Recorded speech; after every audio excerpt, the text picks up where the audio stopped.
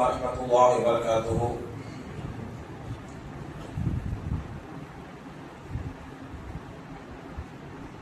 الحمد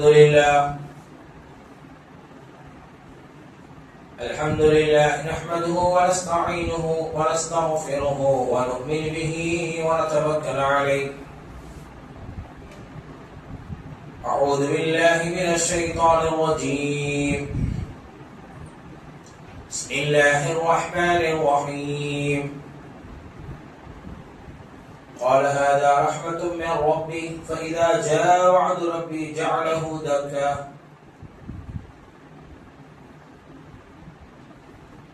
وقال الله تعالى قال هذا من فضل ربي. وقال الله تعالى وأبرئ الأكمه والأبرص وأحيي الموتى بإذن الله. صدق الله العلي العظيم. قال نبينا صلى الله عليه وسلم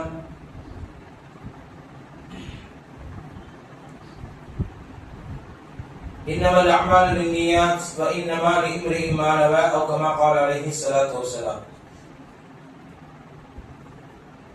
இந்த உலகத்தை படைத்து பரிபாலிக்கக்கூடிய அல்லாஹ்வுக்கு எல்லா புகழும்,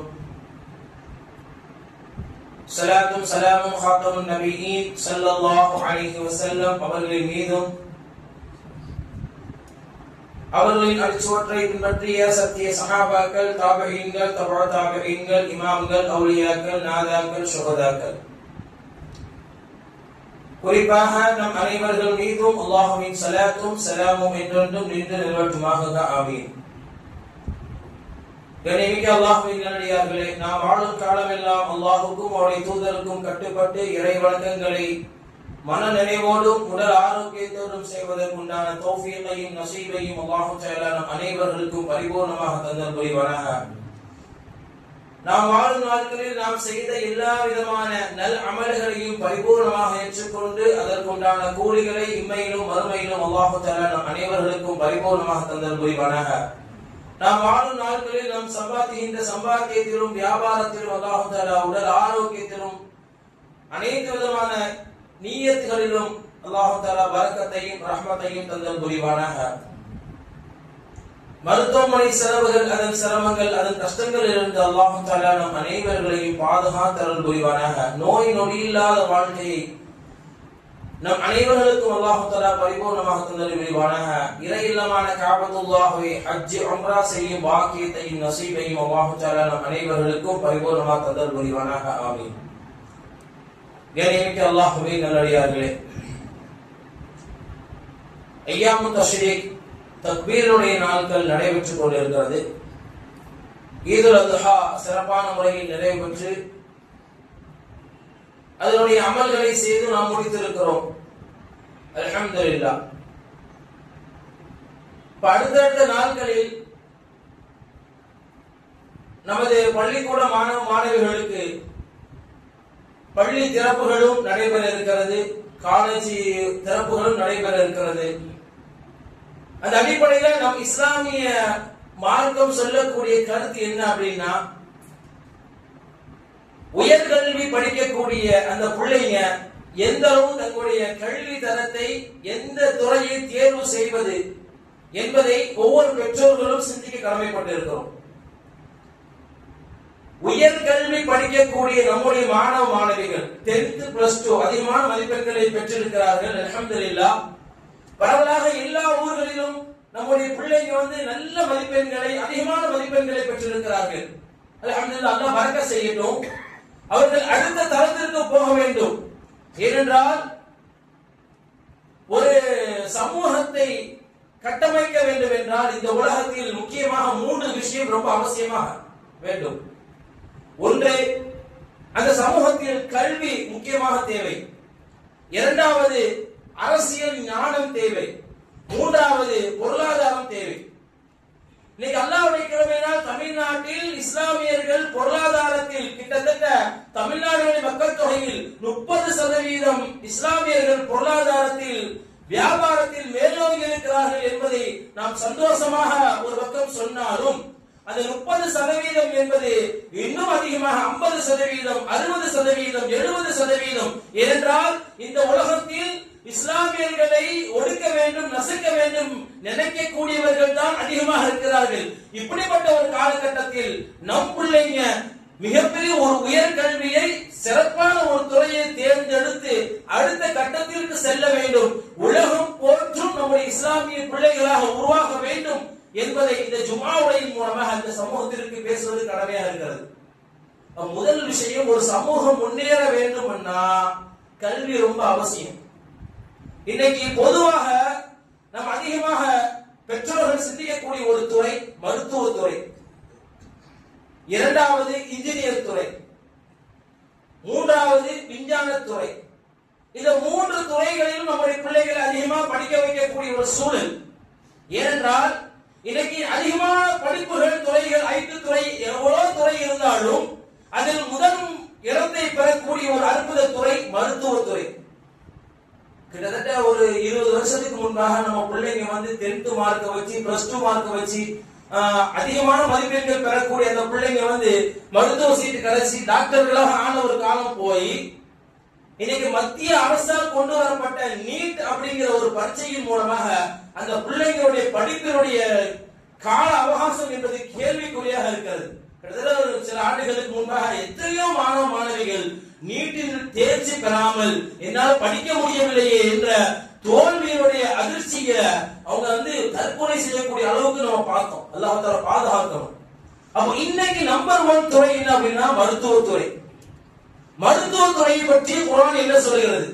ஒருவர், ஒரு இஸ்லாமிய சகோதரர் 10th +2 படிச்சா மருத்துவத்தை தேர்ந்தெடுக்க முடியும். அப்ப +2 மார்க் எடுத்து அதிகமான மதிப்பெண்களை பெற்ற நம்முடைய மாணவ மாணவிகள் மருத்துவத்துறையை தேர்ந்தெடுக்க வேண்டும் என்று எண்ணக்கூடிய ஒரு பெற்றோர்களுக்கும் சரி, அந்த பிள்ளைகளுக்கும் சரி சொல்லக்கூடிய ஒரு அறிவுரை, உங்களுடைய எண்ணம் என்னவாக இருக்க வேண்டும் என்றால் இக்ரா பிஸ்மி ரப்பிக்கல்லதி ஹலக். எந்த ஒரு துறையை தேர்ந்தெடுத்தாலும் முன் நிறுத்துவது அல்லாஹ்வை முன் நிறுத்துங்கள். என்னுடைய ரப்பினுடைய பெயரை கொண்டு ஆரம்பம் செய்கிறேன், அவ்வளவுதான். அப்ப எல்லா கிட்டத்தட்ட எந்த துறையை தேர்ந்தெடுத்தாலும் நீங்கள் இக்ரா பிஸ்மி ரப்பிக்கல்லதி ஹலக், என்னுடைய ரப்பினுடைய பெயரை கொண்டு ஆரம்பம் செய்கிறேன். என் ரப்பினுடைய நாட்டத்தினால் தான் நான் டாக்டர் ஆனேன். என் ரப்பினுடைய நாட்டத்தினால் தான் அதிகமான மதிப்பெண்கள் பெற்றேன். என் ரப்பினுடைய நாட்டத்தினால் தான் எனக்கு மெடிக்கல் சீட் கிடைத்தது.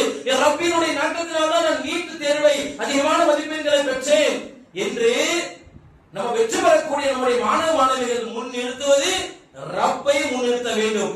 யார் ரப்பை முன்னிறுத்துகிறார்களோ அவர்களுக்கு வெற்றி பிரகாசமாக உண்டு. ஏன்னா குர்ஆன்ல மருத்துவராக சொல்லப்படக்கூடிய ஒரு அற்புத நபி ஈசா அலைஹிஸ்ஸலாம் மருத்துவத்துறையில் தேர்ச்சி பெற்றவர்கள். அதிகமான ஞானங்களை மருத்துவத்துறையில் அல்லாஹ் கொடுத்தார். எப்படிப்பட்ட மருத்துவத்தை தெரியுமா? எந்த மருத்துவராலும் செய்ய முடியாத ஒரு காரியத்தை அல்லாஹ்வுடைய உதவியால் நபினா ஈசா அலைஹிஸ்ஸலாம் அவர்கள் செய்தார்கள். وأبرئ الأكمه والأبرص وأحيي الموتى بإذن الله. சூரத்துல் மாயிதா அல்லாஹ் சொல்றான். சூரத்துல் ஆல இம்ரான் அல்லாஹ் சொல்லக்கூடிய வார்த்தை وأبرئ الأكمه, பிறவிலேயே கண் பார்வை இல்லாம பிறப்பாங்களே அவங்களுக்கு கண் பார்வை கொடுக்கக்கூடிய ஒரு மருத்துவத்துறையில் தேர்ச்சி பெற்றவர்கள் ஈசா அலைஹிஸ்ஸலாம். அல்லாஹ் சொல்றான் وأبرئ الأكمه والأبرص وأحيي الموتى بإذن الله. இறந்து போனவர்களை உயிர்ப்பிக்க செய்வார்கள். அப்படிப்பட்ட ஒரு மருத்துவத்துறையில் தேர்ச்சி பெற்றவர்கள் யார்? ஈசா அலைஹிஸ்ஸலாம். குஷ்ட நோயாளிகளை தங்களுடைய கரங்களால் அல்லாஹ்வுடைய உதவியால் தங்களுடைய கரங்களை கொண்டு தடவுவார்கள், அந்த நோய் ஷிஃபா பெறும். அல்லாஹ் சொல்லக்கூடிய வார்த்தை. இப்பெல்லாம் அல்லாஹ் சொல்றான், ஈசா அலைஹிஸ்ஸலாம் பிறவி பார்வை இல்லாதவர்களை கண் பார்வை வரைத்தவர்கள், இறந்தவர்களை உயிர்ப்பிக்க செய்தவர்கள், நோயினால் பாதிக்கப்பட்ட தோல் நோயினால் பாதிக்கப்பட்டவர்களை ஷிஃபா வர வைத்தவர்கள். இதெல்லாம் யார் செய்தால் தெரியுமா? அதையும் சொல்றாங்க ஈசா அலைஹிஸ்ஸலாம் பிஇذنில்லாஹ், அல்லாஹ்வுடைய உதவியோடு அல்லாஹ்வுடைய அனுமதியோடு நான் இதை பரிபூர்ணமாக செய்தேன். நமக்காக அனுப்பப்பட்ட ஈசா அலைஹிஸ்ஸலாம் அவர்களால் கொண்டு வரப்பட்ட இந்த மருத்துவத்துறையை இஸ்லாமிய சொந்தங்களாகி நாம் எடுக்காமல் விட்டுவிட்டோம். கிறிஸ்தவர்கள் எடுத்தார்கள், உலகெங்கிலும் ஜொலித்துக் கொண்டிருக்கிறார்கள் இல்லையா? இன்னைக்கு ஸ்பெஷல் இந்தியாவில் வந்து எந்த மருத்துவராலும் பார்க்க முடியாத ஒரு மருத்துவம் எங்க இருக்கிறது? அமெரிக்காவுக்கு போங்க. சொல்றமா இல்லையா? பெரிய பெரிய அரசியல்வாதிகள், பெரிய பெரிய செல்வந்தர்கள், கோடீஸ்வரர்கள் இந்த இந்தியாவில் இதற்குண்டான மருந்து இல்லையா? டாக்டர்கள் இல்லையா? உடனே அமெரிக்காவுக்கு போங்க, அங்க இருக்குது எல்லாமே. சொல்றமா இல்லையா? அப்போ கிறிஸ்தவர்கள் அதை கையில் எடுத்துக்கொண்டார்கள். இன்னைக்கு அவர்கள் ஜொலித்துக் கொண்டிருக்கிறார்கள். அவர்களை பெருமைப்படுத்தணும் அப்படிங்கிற நோக்கம் அல்ல. அப்ப ஈசா அலைஹிஸ்ஸலாம் நமக்காக அனுப்பப்பட்ட ஒரு அற்புத நபி.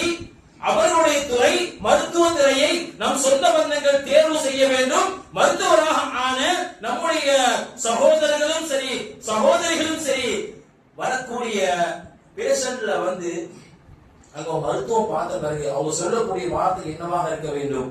இது வந்து அல்லாஹ்வுடைய உதவியா நான் உங்களுக்கு மருத்துவம் பார்த்தேன், ஷிஃபா தரது அல்லாஹ். நான் கொடுக்கக்கூடிய மருந்தினால் உங்களுக்கு ஷிஃபா வருமா, நான் போடக்கூடிய ஊசியினால் உங்களுக்கு ஷிஃபா வருமா எனக்கு தெரியாது. அல்லாஹ் மீது இறைவன் மீது நம்பிக்கை வச்சு நீங்க வந்துட்டீங்க, நான் மருத்துவம் பார்த்துட்டேன், உங்களுக்கு ஊசி போட்டுட்டேன், மருந்து மாத்திரைகள் தந்துட்டேன், ஆனா உங்களுக்கு ஷிஃபா தரது இறைவனுடைய கையில் அப்படிங்கிற ஒரு வார்த்தை இன்னைக்கு எத்தனை இஸ்லாமிய சகோதரர்கள் சொல்கிறோம். சகோதரர்கள், நம்ம ஒவ்வொரு படிப்பிற்கும், வியாபாரத்திற்கும், தொழிலுக்கும், வாழ்க்கையில் அது உடல் ஆரோக்கியத்திற்கும், எல்லா விதமான காரியங்களுக்கும் பிஇذنில்லாஹ் அல்லாஹ் அல்லாஹ்வுடைய நாட்டத்தினால், அல்லாஹ்வுடைய எண்ணத்தினால், அல்லாஹ்வுடைய உதவியால் இது ஆனது, இது சரியானது எப்படிங்கிற ஒரு வார்த்தையை ஒவ்வொரு இஸ்லாமிய சொந்தங்களும் உபயோகப்படுத்த வேண்டும். அப்படிப்பட்ட மருத்துவத்துறையை நம் இஸ்லாமிய சகோதரிகளும் மாணவ மாணவிகளும் தேர்ந்தெடுப்பதாக இருந்தால் சிறப்பான முறையில் தேர்ந்தெடுங்கள் என்றால் இன்னைக்கு கண்டிப்பான முறையில் எந்த ஆட்சியாளர்கள் வந்தாலும் நீட்டு தேர்வை நான் ஒழிப்பேன் என்று சொன்னார்கள். ஆனா இந்த வரைக்கும் ஒழிக்கல. மாணவ மாணவிகள் அந்த நீட்டு தேர்வுக்காக படிக்கக்கூடிய அந்த கால அவகாசம் எவ்வளவு சென்டர் வந்தாலும் அவர்கள் படிக்க வைப்பதற்காக சொல்லிக் கொடுப்பதற்காக டியூஷன்ஸ் எவ்வளவு வந்தாலும் அது மிகப்பெரிய ஒரு மாணவ மாணவிகளை வந்து மன விரக்தி செய்யக்கூடிய ஒரு தேர்வாக இருக்கிறது நீட்டு தேர்வு. இன்ஷா அல்லாஹ் இந்த ஆட்சியிலாவது இந்த நீட்டு தேர்வு இல்லாமல் ஆகட்டும். அல்லாஹ்வுடைய நாட்டத்தினால் அந்த மாணவ மாணவிகள் எல்லா சமூக மக்களும், இந்து, கிறிஸ்டியன், முஸ்லிம் எல்லா சமூக மக்களும் இந்த மருத்துவத்துறையை தேர்ந்தெடுக்கக்கூடிய அவர்கள் நீட்டு இல்லாமல் +2 மார்க்கை வைத்து அவர்கள் உள்ளே நுழைய வேண்டும். மெடிக்கல் சீட் கிடைக்க வேண்டும். ஏனென்றால் அவர்களுக்கு ரொம்ப இலகுவாக இருக்கும் என்பதையும் நாம் ஒரு நியத்தாக வைப்போம். அல்ஹம்துலில்லாஹ். நம்முடைய மாணவிகள், மாணவ மாணவிகள் மருத்துவத்துறையை தேர்ந்தெடுங்கள். அடுத்த கட்டத்துக்கு போலாம் தான் உயர்கல்வி. இரண்டாவது அடுத்த லெவலில் இருக்கக்கூடிய ஒரு கல்வி இன்ஜினியர் துறை. சிவில் இன்ஜினியரிங் சொல்றாங்க, மெக்கானிக்கல் இன்ஜினியரிங் சொல்றாங்க. நிறைய இன்ஜினியர் சிஸ்டம் வந்து நிறைய இருக்குது. அப்ப ஏதாவது ஒரு துறை தேர்ந்தெடுக்கணும். ஏன்னா வந்து இன்னைக்கு வந்து பில்டிங் கட்டக்கூடிய விதமா கட்டுறாங்க.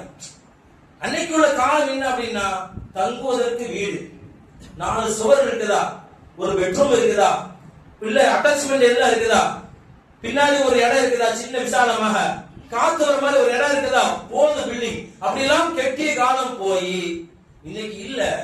இங்க ஒரு ரூம்ல வந்து இந்த டைல்ஸ் ஓட்டணும், விதவிதமான டைல்ஸ் ஓட்டணும், ரிச்சா இருக்கணும், நம்ம வந்து ராயலா இருக்கணும், அப்ப நம்முடைய பில்டிங்கை வந்து அழகாக காமிக்கணும். மற்றவர்கள் பார்க்கின்ற பொழுது நம்முடைய வீட்டை பார்த்து மற்றவர்கள் புகழ வேண்டும். சிறப்பான முறையில் அது தப்பு இல்லை, மார்க்கம் தப்பு என்று சொல்லவில்லை. செல்வந்தர்கள் செய்யலாம், தப்பு இல்லை. ஆனா இருந்தாலும் இப்படி விதவிதமாக பில்டிங் கட்ட வேண்டும் என்று நினைக்கக்கூடிய இப்படிப்பட்ட ஒரு காலகட்டத்துல சிவில் இன்ஜினியருக்கு ரொம்ப ரொம்ப ரொம்ப மவுஸ் அதிகமா இருக்கும். அந்த துறை சிவில் இன்ஜினியரிங் துறை ஏன்னா வந்து ரொம்ப வருமானத்தை ஈட்டக்கூடிய ஒரு துறையாக இருக்கலாம். இப்போ நடந்துட்டு இருக்கு, வருங்காலத்தில் இன்னும் அதிகமாக இருக்கலாம். சிவில் இன்ஜினியரை பற்றி குர்ஆன் எதை சொல்கிறது, யாரை சொல்கிறது? மருத்துவரை பற்றி குர்ஆன் சொல்கிறது. ஈசா அலைஹிஸ்ஸலாம் அவர்கள் மருத்துவர்கள். அந்த மருத்துவத்துறையை நம் சமூக மக்கள் கையில் எடுக்க வேண்டும். நம் சமூகத்தில் அதிகமான மாணவ மாணவிகள் மருத்துவராக உருவாக வேண்டும் என்பதாக குர்ஆன் சொல்லக்கூடிய இந்த கருத்தை மக்களுக்கு சொல்கிறோம். அதே போல இன்ஜினியர் துறையில் அல்லாஹ் என்ன யார சொல்றான்? இன்ஜினியரும் அல்லாஹ் சொல்கிறான். துல்கர்னைன் அலைஹிஸ்ஸலாம் அப்படிங்கிற ஒரு இறை நேசர். துல்கர்னைன் அலைஹிஸ்ஸலாம் அப்படிங்கிற இறை நேசர் அந்த காலத்துல கிட்டத்தட்ட 2000 ஆண்டுகளுக்கு முன்பாக நான் சொல்லக்கூடிய வரலாறு, சூரத்துல் கஹஃப் அப்படிங்கிற சூறாவில் வரக்கூடிய வரலாறு இது. நீங்க பிரட்டி பாருங்க, 16வது ஜுஸுல ஆரம்பிக்கும்ல, 16வது ஜுஸுடைய ஆரம்பம் 2வது பேஜ்ல துல்கர்னைனுடைய வரலாறு அல்லாஹ் சொல்றான். நீங்க தமிழாக இதை படிச்சு பாருங்க. 2000 ஆண்டுகளுக்கு முன்பாக யஜூஜ் மஜூஜ் அப்படிங்கிற கூட்டம் இருக்கு தெரியுமா? அவர்களும் உலக மக்களும் ஒன்றாகத்தான் இருந்தார்கள். தனி பாதை என்று கிடையாது. அவர்கள் வேற உலகம், சமூக மக்கள், உலக மக்கள் வேற உலகம் அப்படிங்கறதுதான் கிடையாது. யஜூஜ் மஜூஜ் அப்படிங்கிற கூட்டமும் உலகத்தில் வாழக்கூடிய மக்களும் ஒன்றாக வாழ்ந்து வந்தார்கள் 2000 ஆண்டுகளுக்கு முன்பாக. அப்போ அரசனாக இருக்கக்கூடியவர்கள் யார்? துல்கர்னைன் அலைஹிஸ்ஸலாம். இவங்க யஜூஜ் மஜூஜ் என்ன பண்றாங்க அப்படின்னா, சின்ன சின்னதாக உருவங்களை கொண்டவர்களாக இருப்பார்கள். அப்படி இருக்கக்கூடிய அவங்க மக்களை கஷ்டப்படுத்த ஆரம்பிக்கிறாங்க. மக்களை ரொம்ப கஷ்டத்துக்கு உள்ளாக்குறாங்க, குழப்பத்தை உண்டாக்குறாங்க. அப்ப உலக மக்கள் துல்கர்னைன் அலைஹிஸ்ஸலாம் அப்படிங்கிற மன்னர்கிட்ட சொல்றாங்க, இதே மாதிரி அவங்க அட்டூழியம் தாங்க முடியல, குழப்பம் பண்றாங்க, ரொம்ப ஓவரா அநியாயம் பண்றாங்க. அதனால அவங்களுக்கு வேற உலகத்தை நீங்கள் ஆக்கி விடுங்க, அவங்கள தனியாக ஆக்கிருங்க, எங்களை தனியாக ஆக்கிருங்க அப்படின்னு சொன்ன உடனே மக்களுடைய கோரிக்கையை ஏற்றுக்கொண்ட அந்த அரசர் என்ன செய்யறாங்க அப்படின்னா, இரும்பினால் கொண்ட ஒரு பாலத்தை உருவாக்குகிறார். இரும்பினால் கொண்ட ஒரு பாலத்தை உருவாக்குகிறார். அந்த பாலம் கட்டி முடித்த பிறகு யஜூஜ் மஜூஜ் அவருடைய படை கூட்டம் என்பது வேற உலகத்திற்கு சென்று விட்டது. அந்த பாலத்திற்கு இந்த சைடாக உலக மக்கள் வந்து விட்டார்கள். அப்ப யஜூஜ் மஜூஜ் அப்படிங்கிற கூட்டம் 2000 ஆண்டுகளுக்கு முன்பாக இருந்தார்கள், இப்பவும் வாழ்ந்து கொண்டிருக்கிறார்கள். எப்போ வருவாங்க அப்படின்னா, உலகத்திற்குள்ள நம்மளை கஷ்டப்படுத்தா, நம்மளை வேதனைப்படுத்தா, நம்மளை துன்பப்படுத்தா, நம்மளை காயப்படுத்தா, நம்மளை அட்டூழியம் பண்ண எப்போ வருவாங்க அப்படின்னா, கியாமத் நாளுடைய அருகாமையில வருவாங்க அந்த யஜூஜ் மஜூஜ் அப்படிங்கிற கூட்டம். அப்படிப்பட்ட பிரம்மாண்டமான இன்ஜினியர் துறையில மிக பிரம்மாண்டமான ஒரு பாலத்தை கட்டி முடித்த ஹஜ்ரத் துல்கர்னைன் அலைஹிஸ்ஸலாம் அவர்கள் சொன்ன வார்த்தை என்ன தெரியுமா? قال هذا رحمة من ربي. இது என்னுடைய செயலால் உருவாகல, என் ரப்பினுடைய ரஹ்மத்தால் இது உருவானது, என் ரப்பினுடைய ரஹ்மத்தால் இது உருவானது அப்படிங்கிற ஒரு வார்த்தையை சொல்றாங்க. அப்போ இன்ஜினியர் துறையை நீங்கள் தேர்ந்தெடுப்பதாக இருந்தாலும் அந்த மாணவ மாணவிகள் சொல்லக்கூடிய வார்த்தை, ஒருவேளை அதிகமான மதிப்பெண்களை பெற்று 4 வருஷம் 5 வருஷம் பூர்த்தியான பிறகு நீங்கள் ஒரு இன்ஜினியராக உருவாகின பிறகு நீங்கள் சொல்லக்கூடிய வார்த்தை, அதிகமான மாணவ மாணவிகள் ஜெயித்த பிறகு பிரஸ்லையும் மீடியாக்கள்லையும் பேஸ்புக்லையும் யூடியூப்லையும் சொல்லக்கூடிய வார்த்தை என்ன தெரியுமா? நம் இஸ்லாமிய சகோதர சகோதரிகள், நான் வேற ஆட்கள் சொல்லல, நம்மளுடைய பிள்ளைங்க இஸ்லாமிய சகோதர சகோதரிகள், நான் ஜெயிப்பதற்குண்டான காரணம், நான் அதிகமாக மதிப்பெண்கள் எடுத்ததற்குண்டான காரணம் என்னுடைய டீச்சர் உண்மைதான், என்னுடைய உம்மா வாப்பா உண்மைதான், என்னுடைய டியூஷன் டீச்சர் உண்மைதான், என்னுடைய சகோதரர் எனக்கு சொல்லிக் கொடுத்தாங்க உண்மைதான், மாற்றுக்கிறதே இல்லை. இப்படியெல்லாம் சொல்லக்கூடிய நீங்க இதெல்லாம் தப்பு இல்லை, என் உம்மா வாப்பா தான் காரணம், என்ன இரவு நேரங்களை எழுந்து படிக்க வச்சாங்க, மாற்றுக்கிறது இல்ல, உன்னுடைய டீச்சர்ஸ் அவங்க அதிகமா சொல்லி தந்தாங்க, அதனால நீ அதிகமான மதிப்பெண்கள் பெற்றாய், மாற்றுக்கிறது இல்ல, உன்னுடைய சகோதரனால் நீ அதிகமான மதிப்பெண்களை பெற்றாய் என்று சொல்வது மாற்றுக்கிறது இல்ல. ஆனால் இப்படி எல்லாம் சொல்லக்கூடிய நம்முடைய மாணவ மாணவிகள் ஏதாவது 100% 0%, நீங்க மீடியாக்களை பாருங்க, எத்தனை பிள்ளைங்க, நம்முடைய பிள்ளைங்க நான் சொல்றேன், இஸ்லாமிய மாணவ மாணவிகளை நான் சொல்றேன், இனிமேல் இதையாவது நாம் மாற்றம் பெற வேண்டும். என்ன சொல்ல வரேன்? என் ரப்பினுடைய நாட்டத்தால், என்னை படைத்த என்னுடைய ரப்பினுடைய நாட்டத்தால் நான் இவ்வளவு மதிப்பெண்களை பெற்றேன் என்று எத்தனை பேர் சொல்லியிருக்காங்க, எத்தனை பிள்ளைங்க சொல்லியிருக்காங்க. அப்ப இதெல்லாம் காரணம் என்ன? அடித்தளத்திலேயே அவர்கள் படிக்கக்கூடிய சிறுவனாக இருக்கின்ற பொழுது, சிறுபிள்ளையாக இருக்கின்ற பொழுது அந்த பிள்ளைங்களுக்கு இறை சிந்தனை, இறை போதனை, குர்ஆனுடைய அந்த மகத்துவத்தை, குர்ஆனுடைய மகிமையை அந்த பிள்ளைங்களுக்கு முக்கியமாக இறைவனுடைய சிந்தனையை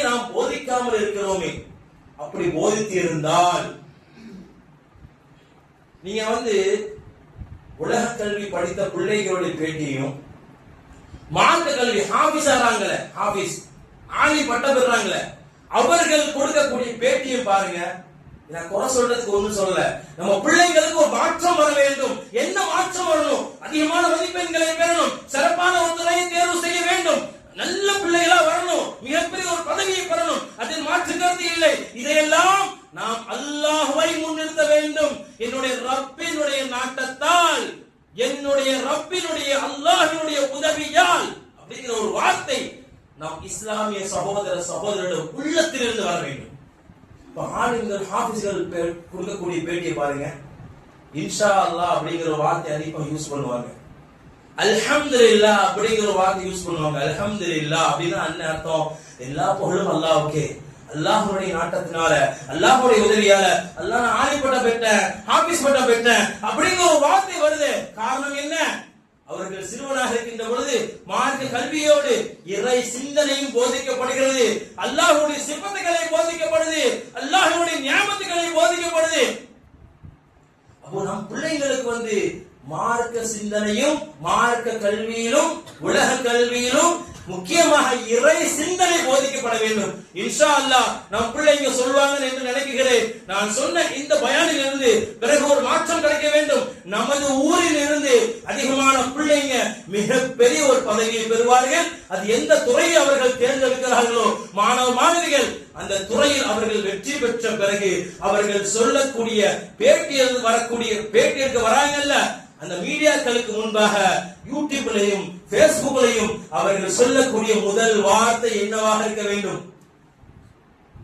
என்னுடைய ரப்பினுடைய நாட்டத்தினால் நான் வெற்றி பெற்றேன், என் பெற்றோர்கள் என்னை படிக்க வைத்தார்கள், என்னுடைய ஆசிரியர்கள் சிறந்த முறையான பயிற்சி எனக்கு தந்தார்கள். முதல்ல அல்லாஹ்வை தான் நீங்கள் முன்னிறுத்த வேண்டும். இந்த பதிவு உங்களுடைய உள்ளத்தில் ஆணித்தரமாக பதிந்து வைத்துக் கொள்ளுங்கள். அப்ப இன்ஜினியர் துறை அல்லாஹ் சொல்றான் குர்ஆன்ல. அப்ப அப்படிப்பட்ட இன்ஜினியர் துறை நீங்கள் தேர்ந்தெடுக்கக்கூடியவர்களாக இருந்தால் அதுவும் சிறப்பான துறைதான். மூன்றாவது விஞ்ஞான துறை, அதுவும் இன்னைக்கு மேலோங்கி கொண்டே இருக்கிறது. புது புது கண்டுபிடிப்புகள் எல்லாம் எந்த அளவு ஆயிப்போச்சு அப்படின்னா, இன்னைக்கு சைனால எந்த அளவு ஆயிப்போச்சு அப்படின்னா, ஹோட்டல்ல ஆட்களை வச்சு வேலை வாங்குறது இல்ல சைனால, அதுக்கு ரோபோ கண்டுபிடிச்சிருக்கிறாங்க. அந்த ரோபோ கரெக்டான முறையில கரெக்டா அந்த நம்பர் அமைக்கிறாங்க, அந்த நம்பர்ல போய் சர்வீஸ் செய்து எது கேட்டாலும் அந்த சர்வீஸ் செஞ்சுக்கிட்டே இருக்குது. வீடியோக்களை மூலம் பார்க்கிறோம். அப்ப சைனா இந்த அளவு விஞ்ஞான துறையில் முன்னேறி கொண்டே இருக்கிறது. உலக நாடுகள் விஞ்ஞான துறையில் முன்னேறி கொண்டே இருக்கிறது. குறிப்பாக இந்தியாவும். விஞ்ஞான துறையில எத்தனை பேர் இருக்காங்க இஸ்லாமிய சொந்தங்கள்? அப்துல் கலாம் பேர் சொல்ற அளவுக்கு நம்ம விவரம் தெரிஞ்சு அப்துல் கலாம் மட்டும்தான் இருந்தாங்க இல்லையா? அவரு இறந்து போயிட்டாங்க. அப்துல் கலாம் மட்டும்தான் விஞ்ஞான துறையில இந்த உலகம் முழுவதும் பேர் சொல்லும் ஒரு முஸ்லிம் இஸ்லாமியர். அவர் கருத்து வேறுபாடு, அவர் நாத்திகன், அவர் அமல் செய்யல, அவர் தொழுகல, அவர் அது செய்யல இது செய்யல, அதெல்லாம் மாற்று கருத்து. ஆனால் பிறப்பில் அவர் ஒரு முஸ்லிம் அப்துல் கலாம். அதுவும் குறிப்பாக ராமநாதபுரத்தை சேர்ந்த அவர்கள், ஒரு தமிழ்நாட்டை சேர்ந்த ஒரு இஸ்லாமியர், அவர் இறந்து போயிட்டார். இந்த அளவு நாம் அவர் இறந்து போன பிறகும் அவருடைய பெயரை விஞ்ஞான துறையில் அவருடைய பெயரை சொல்கிறோம் என்றால், அப்துல் கலாமுக்கு அப்புறம் விஞ்ஞான துறையில் இஸ்லாமியர்கள் எத்தனை பேர் இருக்கிறாங்க? எத்தனை பேர் இருக்கிறார்? அந்த துறையை நம்ம தேர்ந்தெடுக்கணுமா இல்லையா? அந்த துறையை நம்ம தேர்ந்தெடுத்து சாதிக்கணுமா இல்லையா? உலகம் போட்டுறாங்க, மக்கள் பாராட்டணும் இல்ல, நாம முதல்ல சாதிக்கணும். அப்ப அந்த விஞ்ஞான துறையை தேர்வு செய்து அதிலும் நாம் வெற்றி வாகை சூட வேண்டும். ஏனென்றால் ஒரு சமூகம் இந்த உலகத்தில் போற்றப்பட வேண்டும் என்றால், எல்லோராலும் மதிக்கப்பட வேண்டும் என்றால், அந்த சமூகத்தில் முதலாக அவர்கள் எடுக்கக்கூடிய துறை கல்வியை எடுக்க வேண்டும், இரண்டாவது அரசியலில் எடுக்க வேண்டும், மூன்றாவது பொருளாதாரத்தில் முன்னேற வேண்டும். இந்த மூன்று துறைகளில் எந்த சமூகம் முன்னேற்றம் பெறுமோ அந்த சமூகத்தை இந்த உலகத்தில் யாராலும் எவராலும் அழிக்க முடியாது. இப்படிப்பட்ட இந்த சூழல்ல நம்ம சமூகம் இதெல்லாம் கையில் எடுக்கணும். கல்வி, விஞ்ஞானத்துறை. விஞ்ஞானத்துறை யார சொல்லுது?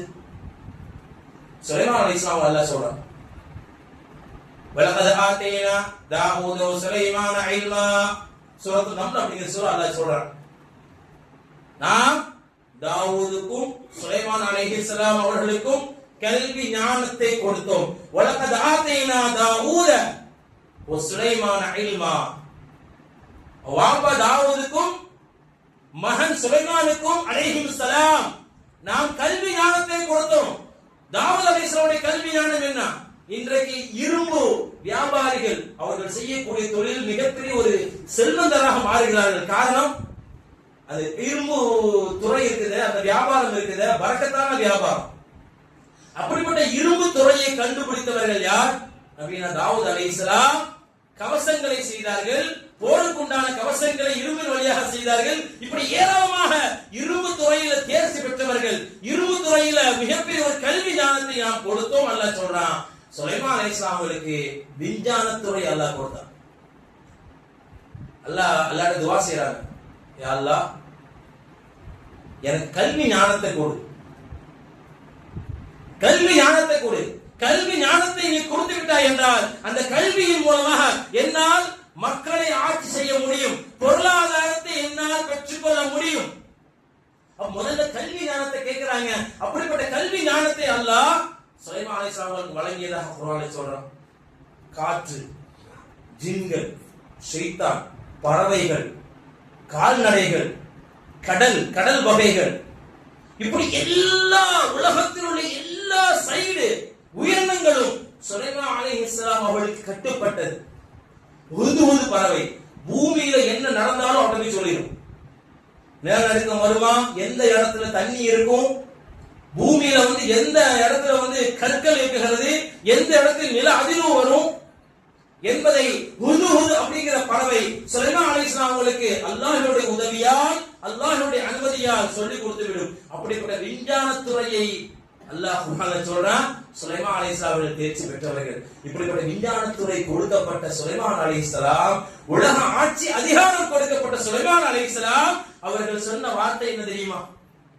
قال هذا من فضل ربي. அதான் சொன்னார், இது என்னுடைய சிறப்பு அல்ல, என்னுடைய முயற்சி அல்ல, இதெல்லாம் யாருடைய முயற்சி? قال சுலைமான் அலைஹிஸ்ஸலாம் சொன்னார்கள், هذا من فضل ربي. இது ரப்பின் கொடுக்கப்பட்ட, ரப்பினால் வழங்கப்பட்ட சிறப்பு. இந்த ஹாதா மின் ஃபضل ரப்பி அப்படிங்கிற வார்த்தை இருக்குதே, இன்னைக்கு நம்ம வீடுகள்ல மட்டும்தான் எழுதுறோமா இல்லையா? ஒரு வீடு புதுசா கட்டிட்டோம் அப்படின்னா இந்த வார்த்தை போடுறோம், ஹாதா மின் ஃபضل ரப்பி.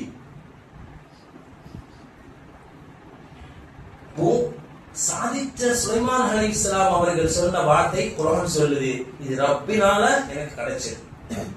நம் இஸ்லாமிய சொந்தங்கள் எவ்வளவு வெற்றி பெற்றாலும் அவர்கள் சொல்லக்கூடிய வார்த்தை என்னவாக இருக்க வேண்டும்? என் ரப்பினுடைய நாட்டத்தினால் நான் வெற்றி பெற்றேன், என் ரப்பினுடைய நாட்டத்தினால், என் ரப்பினுடைய உதவினால் நான் அதிகமான மதிப்பெண்களை பெற்றேன், என் ரப்பினுடைய உதவினால் நான் மருத்துவரானேன், என் ரப்பினுடைய உதவினால் நான் இன்ஜினியர் ஆனேன். இப்படிங்கிற ஒரு வார்த்தையை நம் சகோதரர்கள் முன்மொழிய வேண்டும், நம் மாணவிகள் முன்மொழிய வேண்டும். அப்படிப்பட்ட நல்ல எண்ணத்தோடு இன்ஷா அல்லாஹ் அடுத்து வரக்கூடிய உயர்கல்விக்கு தயாராக இருக்கக்கூடிய நம்முடைய பிள்ளைங்க ஒரு சிறப்பான துறை, குர்ஆன் சொல்லக்கூடிய 3 துறை, மருத்துவத்துறை, விஞ்ஞானத்துறை, இன்ஜினியர் துறை, இன்னும் அதிகமான துறைகள் இருக்குது. நான் குர்ஆன்ல இருந்து மட்டும் இந்த 3 துறையை சொல்றேன். இந்த 3ம் சிறப்பான துறை. அடுத்து +2 மதிப்பெண்களை பெற்ற அந்த மாணவ மாணவிகள் நீங்கள் எந்த துறையை நீங்கள் தேர்வு செய்கிறீர்கள் என்பதை புரிந்து தேர்வு செய்யுங்கள். அந்த நோக்கத்தோடு படிங்க. ஒரு துறையை நீங்க தேர்வு செஞ்சிட்டீங்க அப்படின்னா அதே சிந்தனை, இந்த துறை தான் எனக்கு, அதில் பிடிவாதமாக இருங்கள், முயற்சியோடு செய்யுங்கள். இன்ஷா அல்லாஹ் வெற்றி நிச்சயம். கண்டிப்பாக மிகப்பெரிய ஒரு வெற்றியை தருவான். நம்முடைய பிள்ளைங்க சிறந்த பிள்ளைங்களாக கல்வி ஞானத்திலும் அமல்களிலும் சிறந்த எண்ணத்திலும் அவருடைய வாழ்க்கையிலும் சிறந்த ஒரு சாலிஹான குழந்தைகளாக, அறிவு ஞானம் பெற்ற குழந்தைகளாக, அதிகமான மதிப்பெண்களை பெற்ற குழந்தைகளாக, அறிவு ஞானங்கள் பெற்ற குழந்தைகளாக நம் குழந்தைகள் வளர்வதற்கும் ஆகுவதற்கும் அல்லாஹ் தஆலா நம் அனைவர்களுக்கும் தௌஃபீக்கும் பரக்கத்தையும் தந்தல் புரிவானாக. வ ஆகிரு தஅவானா அல்ஹம்துலில்லாஹி ரப்பில் ஆலமீன். அஸ்ஸலாமு அலைக்கும் வரஹ்மத்துல்லாஹி வபரகாத்துஹு.